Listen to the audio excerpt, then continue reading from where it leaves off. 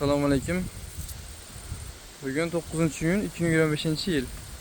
Ushbu loyiha Agrobank hamkorligida Andijon viloyati Bo'ston tumani Halqabod mavqei 31-sonli kontirda amalga oshirilmoqda. Bu yerda supurgi ekilgan. Maydon hajmi 15 gektar. Uzunligi 530 metr. Bo'yiga 284 metr. Bu yerdagi ekinlar zamonaviy usullar bilan parvarishlanmoqda. Hozirda ekinlar unib chiqqan. Ekinlarni yetishtirish 105 kun davom etadi. Yetishtirish jarayonida sug'oriladi, tabiiy va mineral o'g'itlar bilan oziqlantiriladi. Ushbu loyihaga 62 ta dehqon xo'jaliklari biriktirilgan.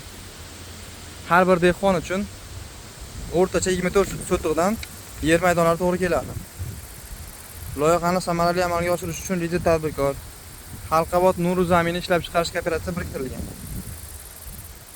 Ushbu loyiha bo'yicha har bir gektardan 6000 dona, jami 90000 dona hosil olish rejalashtirilgan. Mazkur ekin yig'ishtirib olingandan so'ng ikkinchi ekinga ham yuqori daromadli ekin ekish orqali yer egalarining daromadlari yanada oshirib boriladi.